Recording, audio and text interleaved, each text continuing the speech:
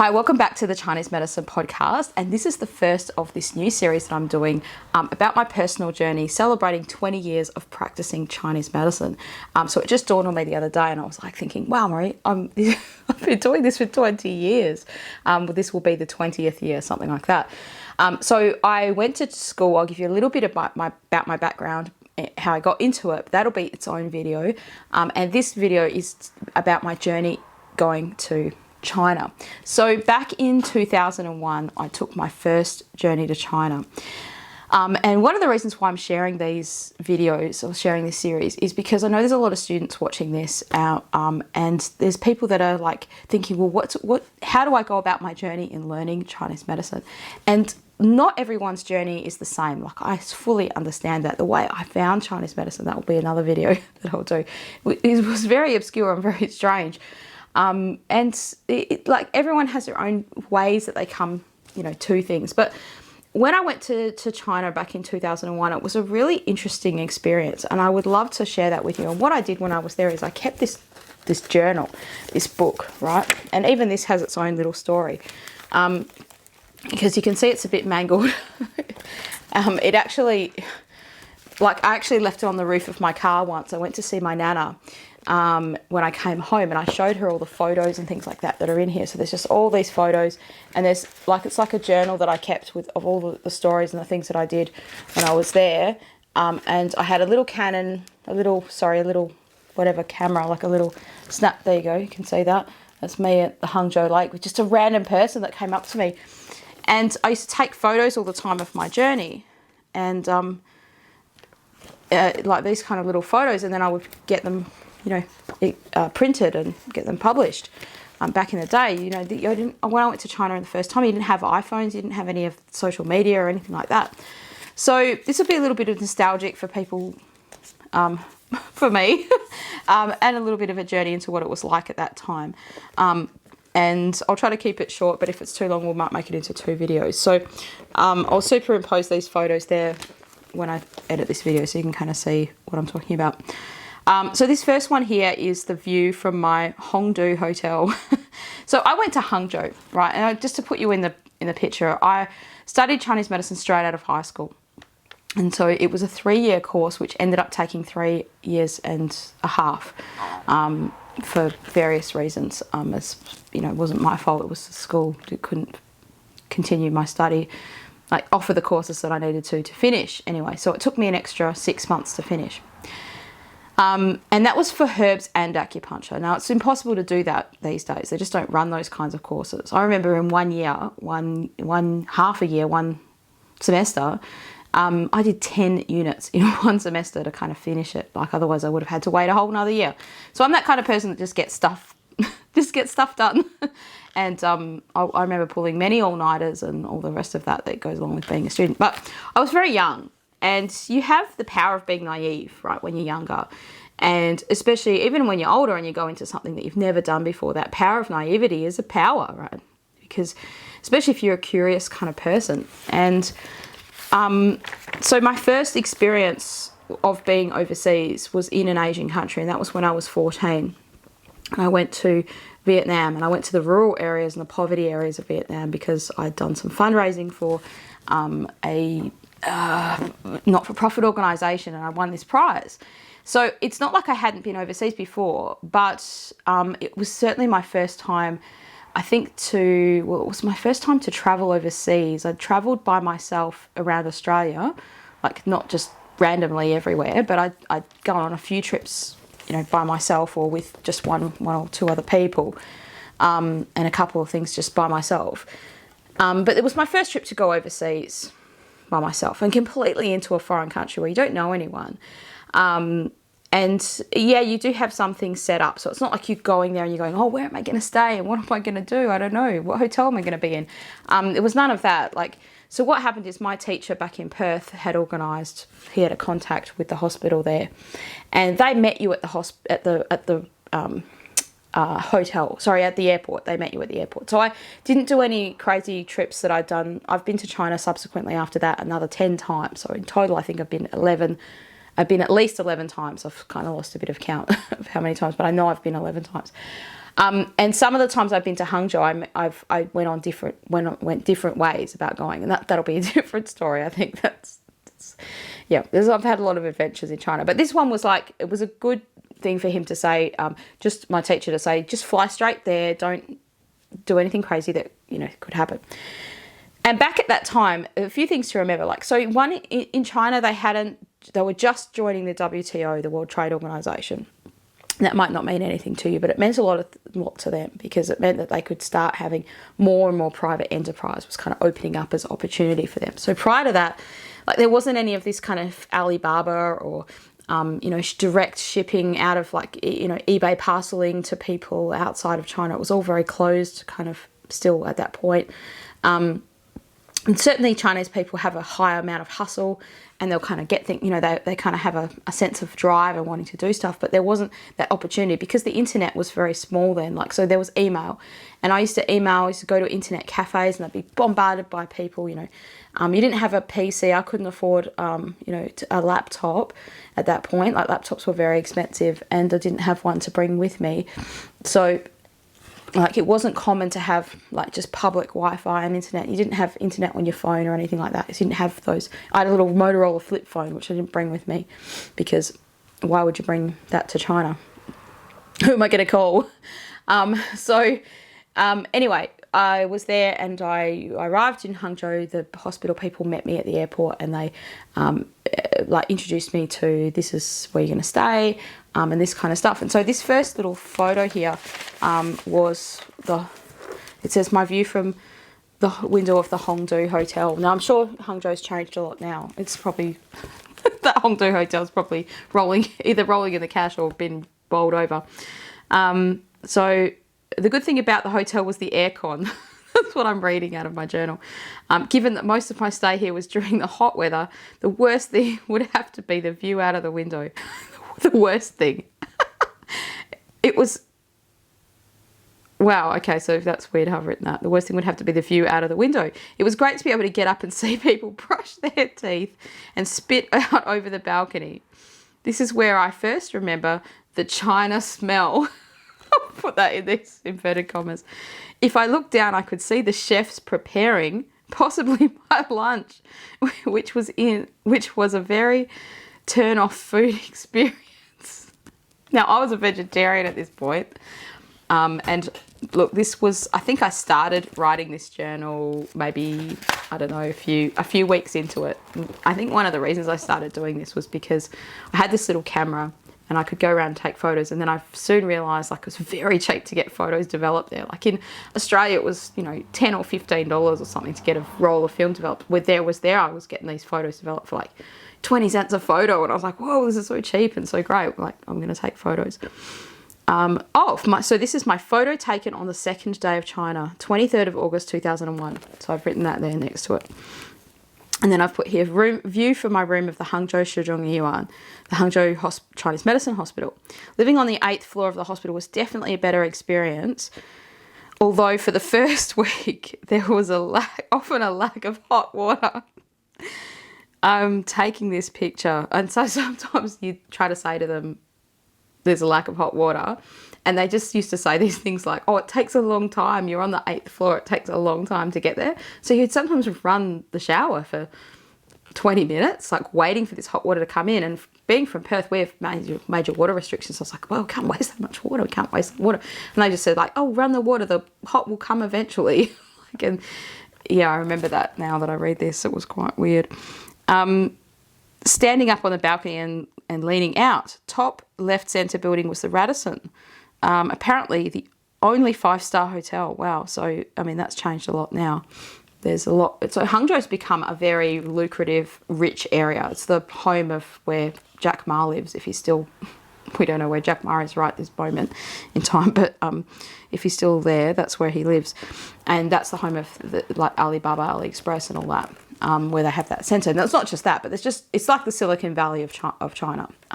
And it's situated on a lake, right, the West Lake, and I'll probably share that because that will be in here for sure. I used to cycle around it almost every weekend. So I was there for like 12 or maybe 14, I think in total like 14 weeks, so 3 months. And I remember I did 4 weeks in one department, in the acupuncture department. I did 4 weeks in the herbal medicine department, and I did another 4 weeks in Twainer, the Twainer department. And I did 2 weeks, like one each, 1 week in gynecology and 1 week in dermatology.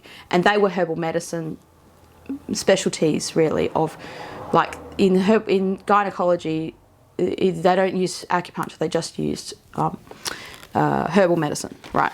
There was this other hospital view from the hospital on the right side. This is the new hospital building, due to be opened in 2002. Oh, right, so this was a new building that they hadn't opened yet at this point. Its newness and colour make it stand out unusually in all the grey, dreary buildings looking out. In the background, you can see the mountains surrounding Hangzhou. And it says, I've written here, I appreciate this view while I eat my breakfast every morning before going into the clinic. So what happened was I stayed in this hotel for like 6 weeks, and then after that they said you could come and stay in the hospital, which didn't mean like come in and stay as a patient, but they had these like floors of the hospital which were meant to be for foreign students, right? Because these hospitals are known around the world to take foreign Chinese medicine students. So when I first arrived there was a few people from the USA, and then over the time I met different people from all around the world, right, coming and going.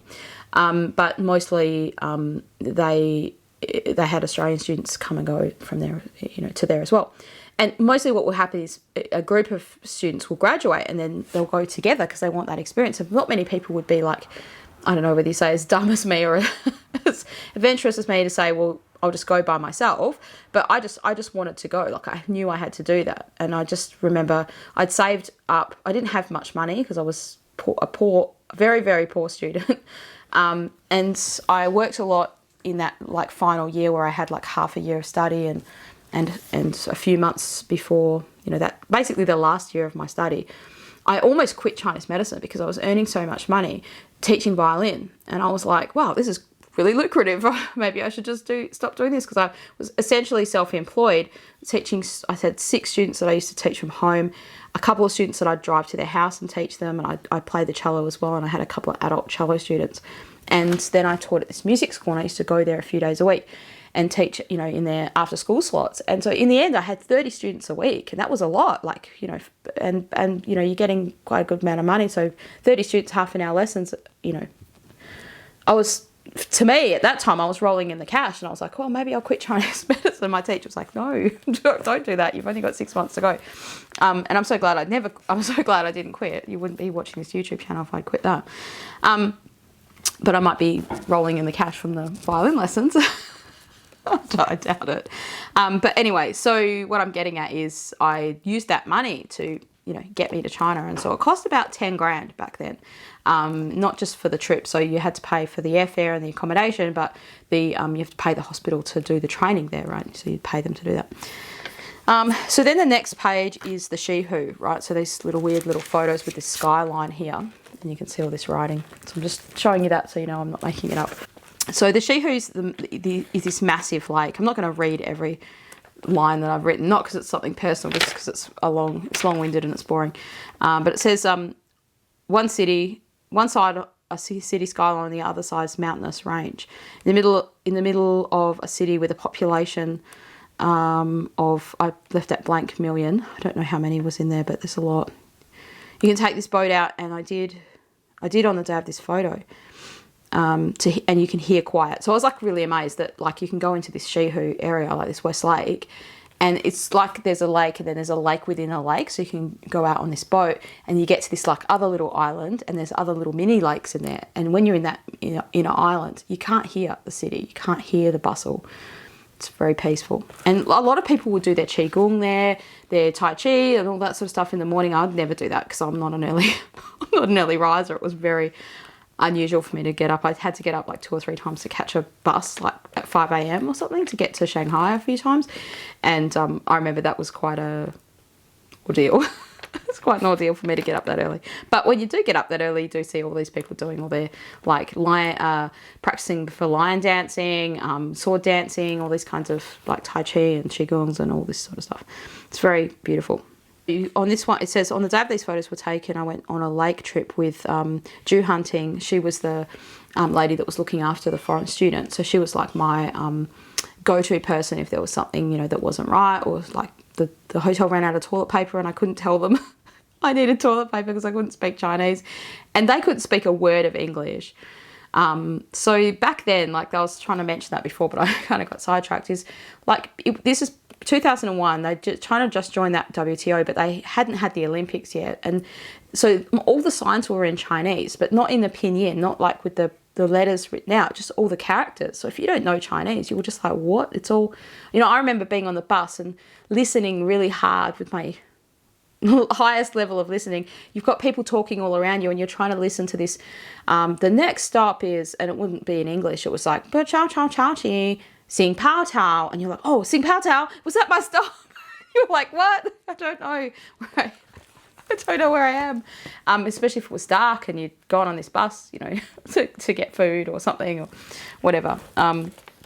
It was hard. It wasn't an easy thing, but it was very adventurous. And I think in that kind of sense, like where you just have to do one thing, you know, and you have to go to the hospital and do your training, and then on the weekends you're kind of free. Like there was one time I remember, because I had a little bicycle and I used to cycle my bike around the lake, right?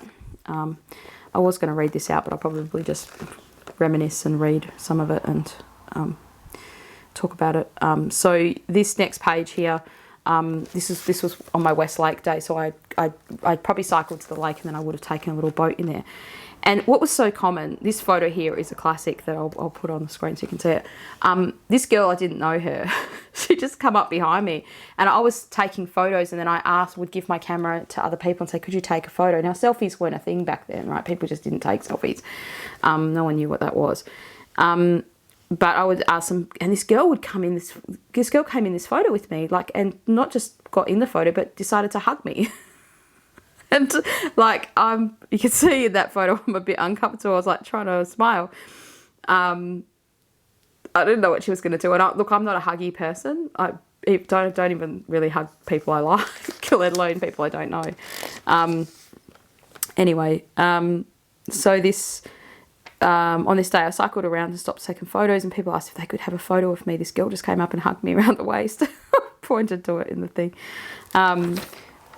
And yeah, this other one, well, I was on this island with the West Lake and the tiny pebble path. The water has some giant fish, so it was sort of written about what had happened there. Yeah, so it was very adventurous. It was very carefree, and I was trying to get to this story before about this day I got lost. And I'm not a panicky person. Like, I'm not a person who has panic attacks or anything like that, or anxiety or anything. And I'm a very much person that's kind of like, you need to get over it, like build a bridge. In Australia, we have a saying like, you know, go down to Bunnings, which is our hardware store, buy a can of Toughen Up and you know, move on, kind of, or get some Harden Up and move on, or, you know, build a bridge kind of thing. And like, this is just my self-talk, right? And so I'm not a person who gets anxious easily or gets overwhelmed easily. But this day I'd exhausted myself cycling around, and I had ridden so far and I had no way of getting back, and there was no GPS kind of thing then. I had this map of China. It was all in Chinese, and I had a few little things written down, circled basically, you know, so I could get back. And I was trying to tell other people who would stop. And the thing that struck me the most about when I was in China, the major thing that I can still remember now, was how helpful and how sincere and lovely people were. Now, I stand out not just because I'm so beautiful, but because I'm so white. And like in China at that point, there wasn't many Westerners there. And certainly like not many bright white Westerners like me. And you're younger and you're by yourself. And people would just try to help you. And they would assume that you knew Chinese. So I would get this map out and I would pull it out and I would be looking, like trying to find my way, like looking around, you know. And then some Chinese guys would come up and they would be just talking to me and pointing at the map and talking to me like, yeah, you just know Chinese. And I didn't know any Chinese. I had no clue at that point. And I remember this one day I was like under one of these massive underpasses. And I'd cycled so much and I'd been stuck behind this bus, right?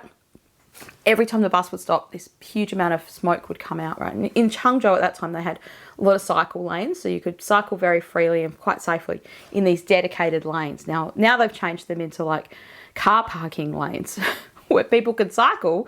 Still legal to cycle in there, but you can also park your car, so it's just very difficult to do that. But like, anyway, so there was 2 times where I got kind of overwhelmed in China like this, and one was this day where one was because I was tired.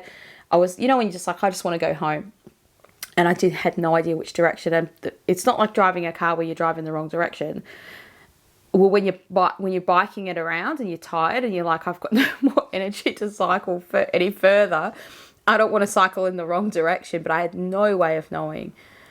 I'd gone so far away. I had no markers. I had no idea. And I'm the sort of person that was like, because it was Saturday, I was like, oh, there's nothing else to do. I'm just going to explore. I had just cycled off into the sunset of China and not know where I was going. And I remember just having a cry under this underpass. Like, I was like, I don't know what to do. I don't know which direction to go in. I'd almost lost track of which direction I'd come from. And anyway, well, I got home. So I don't know what happened, but I got home and I pulled out this map and someone must have helped me. And I got back and I was all safe and sound. And the second time was when there was a bicycle traffic jam. Like, I wish there was a photo to show you, because you just can't imagine it, right? You can't imagine being stuck with, like, you're on a bike and there's just bikes all around you and you can't go forward, back, anywhere.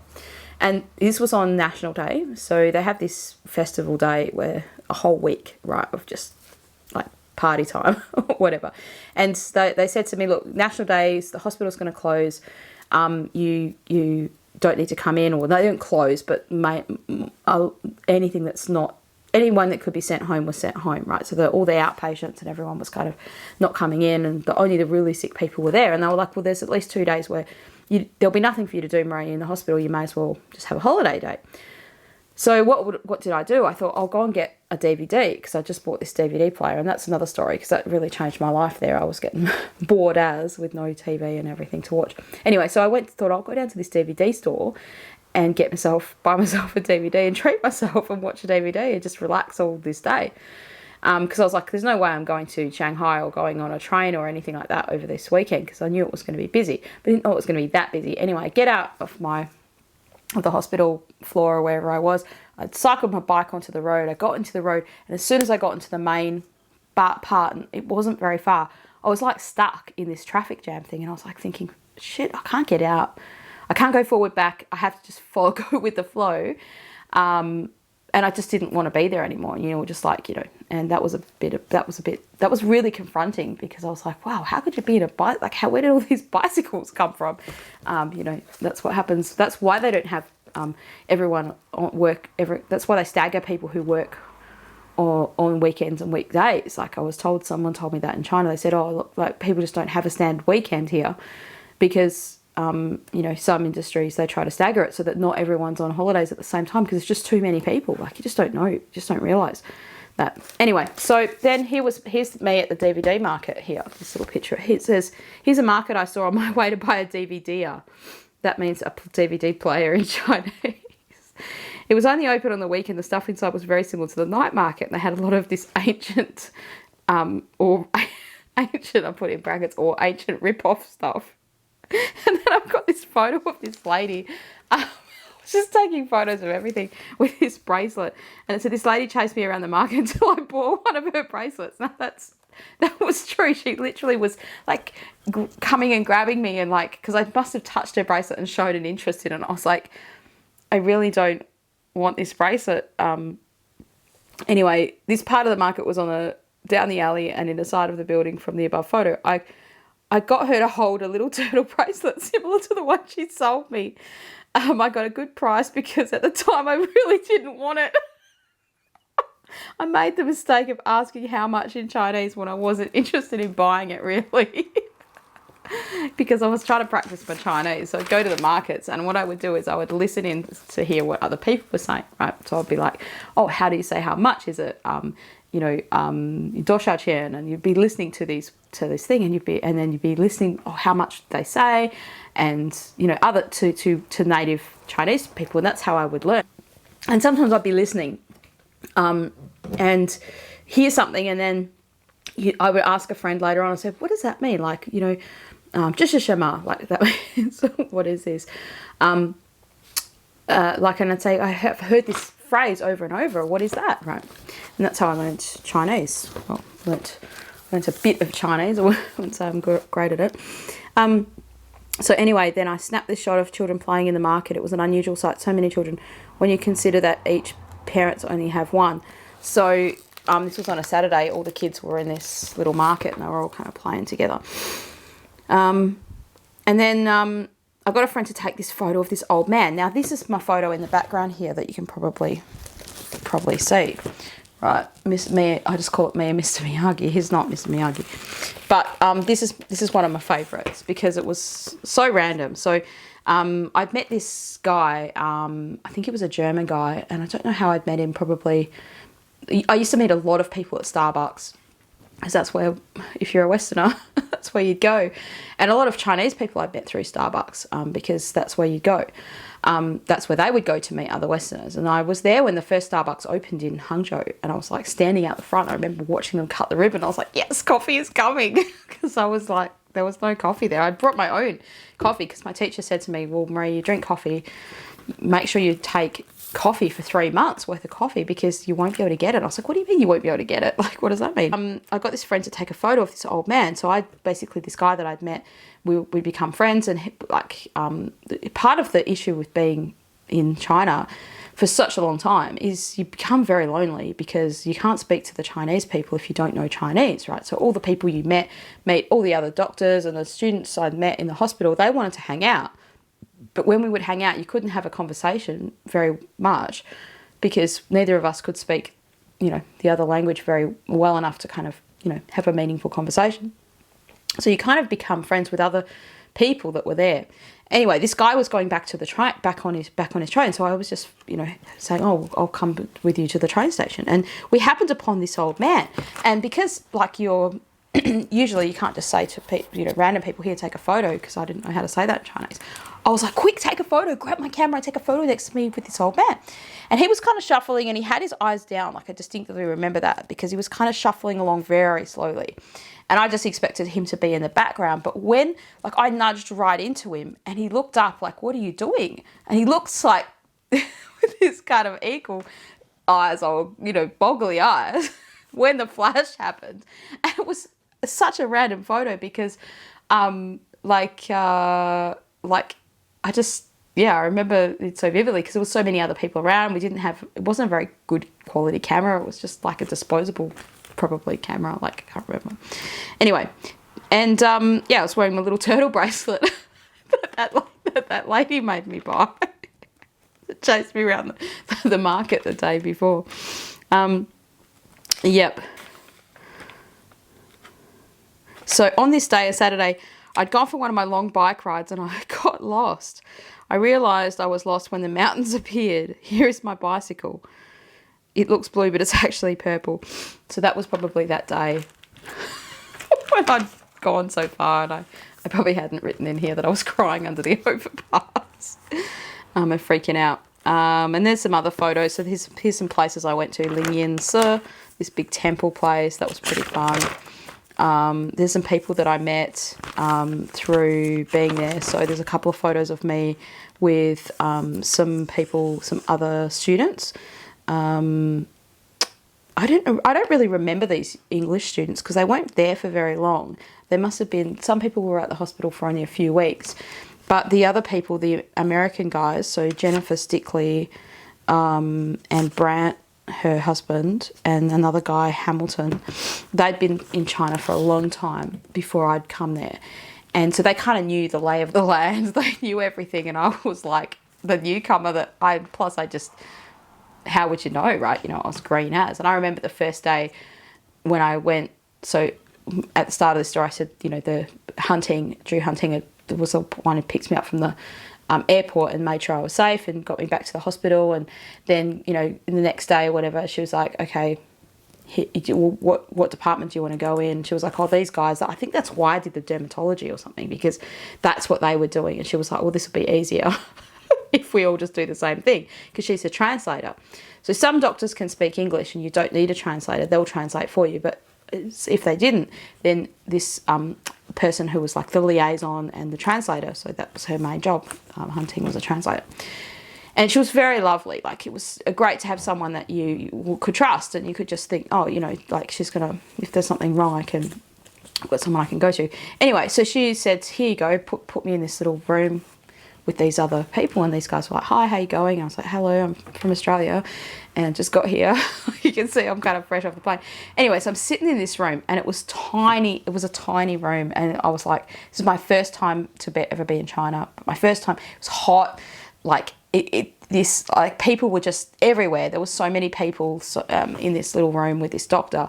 So the doctor was there at the desk, you know, two or three other Chinese students, me, these 2 American students, and we're all squeezed up on. And the stools that they give you are really small, right? Like small stools, and you're sitting there all day on these little hard stools.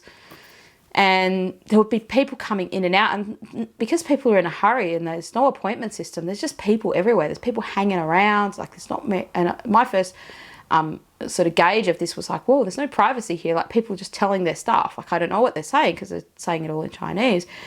But they're just kind of like, you know, in dermatology, for instance, like, it wasn't, maybe it was it could have even been the first day or the second day. I remember, like, a guy was just talking, and the next thing you know, he whipped down his pants and he had herpes all over his scrotum. And he was just like, here's my problem. I backed up because he was right in front of us. It's like very close. It was just how it was. Anyway, so I remember being in there on that first day, and I needed to go to the toilet. Like, I drank a lot of water because it was so hot and sweaty, and that was another thing. I wasn't used to the humidity. Like, I live in Perth where it's dry as, like, you know, it's dry. It's a dry, hot place. And this was humid, and I was like, whoa, I'm sweating, I'm drinking all this water. Anyway, I need to go to the loo. So I said, you know, to the guys, I said, where's the toilet? Like, and they were like, oh, it's down the hall. And so I, you know, excused myself when I went to the toilet. It's my first time going to the toilet. Like, why should it be any different to what you have at home? Well, there's a lot of difference, and they don't tell you this, right, until you go there. And so when you go to the toilet normally, you do not think about bringing your own toilet paper. Now, a lot of hotels and public places in China now have toilet paper. So over my years and years of going, this first time I went there, 2001, no place ever, like maybe McDonald's would have toilet paper, like, and that was known as a place you could go to have free toilet paper. Even when I went to like the supermarket, sometimes this massive supermarket you'd go to in Hangzhou called In Time, and there was a floor where we'd go there commonly to eat because it was like a buffet, smorgasbord sort of thing, and you could choose all different foods and whatever.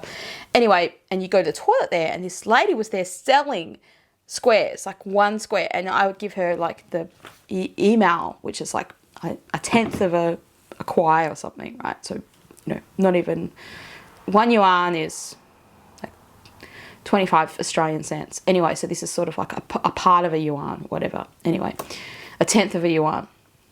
And so then you give her more money, and she rips off, and after you ask for like 1 yuan's worth of toilet paper, which would be like a strip, she looks at you like, whoa, so wasteful. Like, I won't even give you the toilet paper. I'm like, I'll pay you right now for a whole roll of toilet paper. Like, there's no expense spared here in this situation. I don't want 1 piece, right? I don't want one square.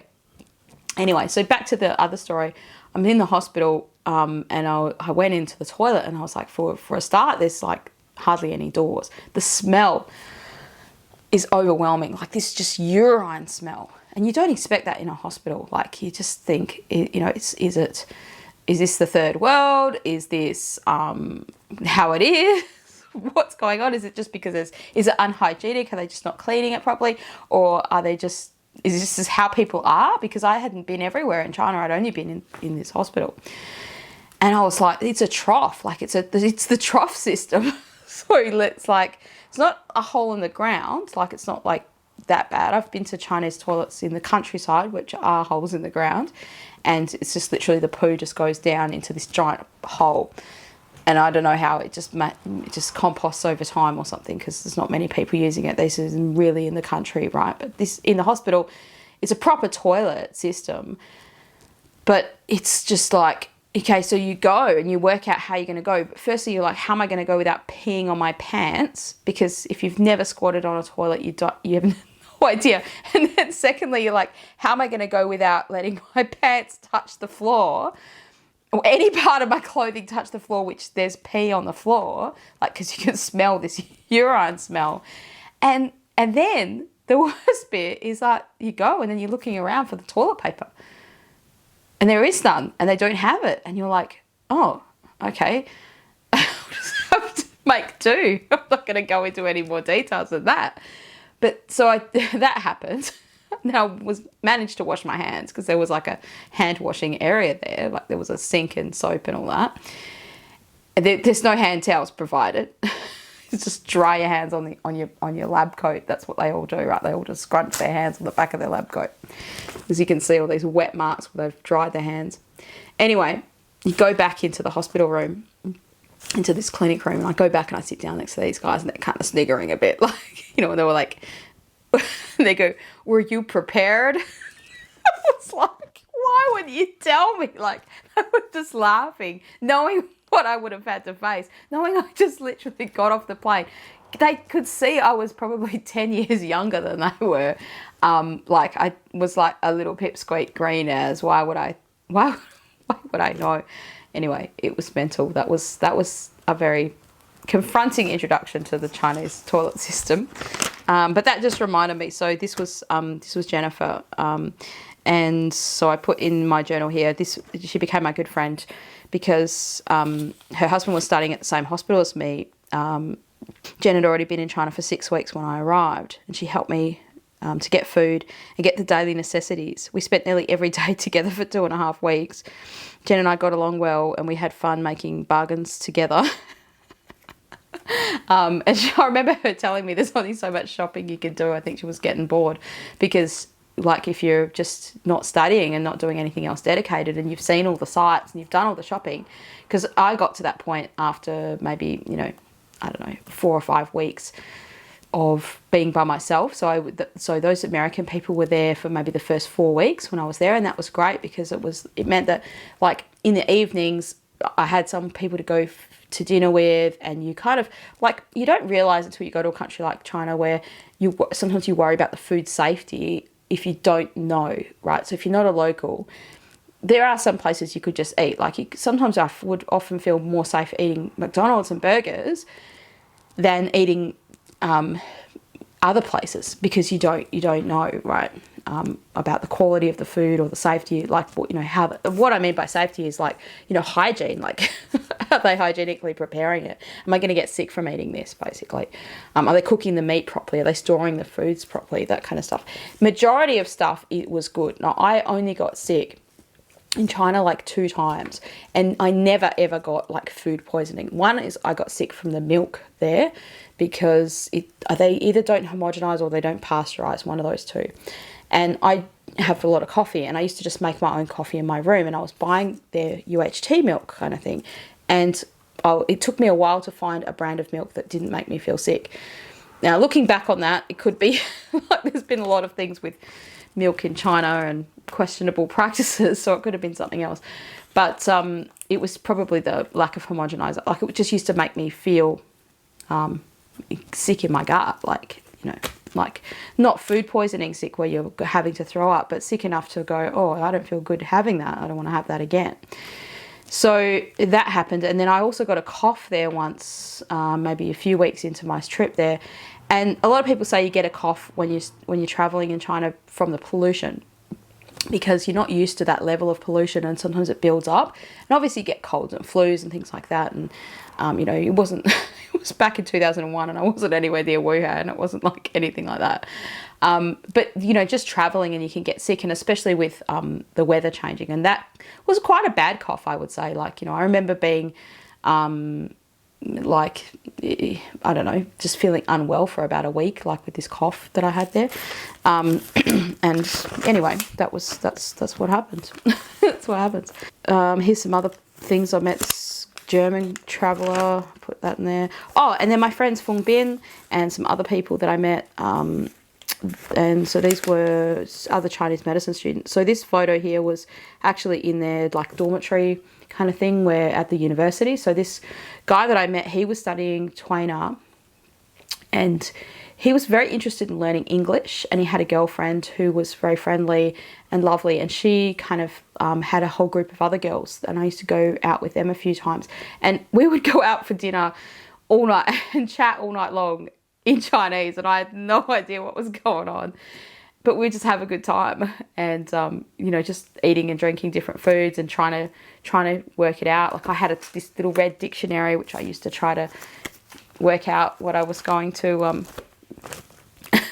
what I was going to say and what they were trying to say, and you know, it was very interesting times. Anyway, so that's some of the markets, and then these other people. So these two friends, I met these two friends through Fung Bin. They're both Chinese medicine students at the Zhejiang Shenzhong Yiyuan, a different TCM hospital. I was surprised to find out. So this girl's name is Xiao Peng, and the other one's called Xiao Mai. And at this point, I had known enough Chinese to know Xiao means little, right? So Xiao meaning little, and Xiao Mai means little wheat. And I was like, oh, that's cute. Your name's Little Wheat. Like, and that was her nickname because she likes bread. So they nicknamed her Little Wheat.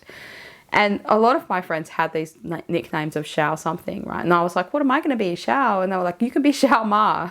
Because Xiao Ma, as in my name, Marie, in Chinese means Ma Li. And so they said, oh, you can be Xiao Ma. And they were like, I was like, what does that mean? They were like, well, another character of Ma means horse, so you're like little horse. So that was my Chinese nickname. Anyway, this other girl, Xiao Peng. Now I'll be calling her Xiao Peng because that's what they all call her. Like, oh, Xiao Mai and Xiao Peng, we're gonna go out for dinner tonight. Anyway, I just assumed Xiao Peng meant little friend because Peng Yao means friend, and I learned that word, right? So how I learned Chinese was just the words, right? So I would hear the same thing over and over. Or Piao Lian, and because people would say that to me all the time, and I was like, what does that mean? And they're like, oh, that means beautiful. I was like, oh, thank you, that's very lovely, you know. And how do I say thank you? Oh, share, okay, share, right? So you learn, that's how you were learning. And Peng Yao means friend, so I assumed Xiao means little, Peng means friend. So in Chinese you have 4 tones, and so one, like P-E-N-G, Peng, could be one of those 4 tones, right? And I didn't know which one it was.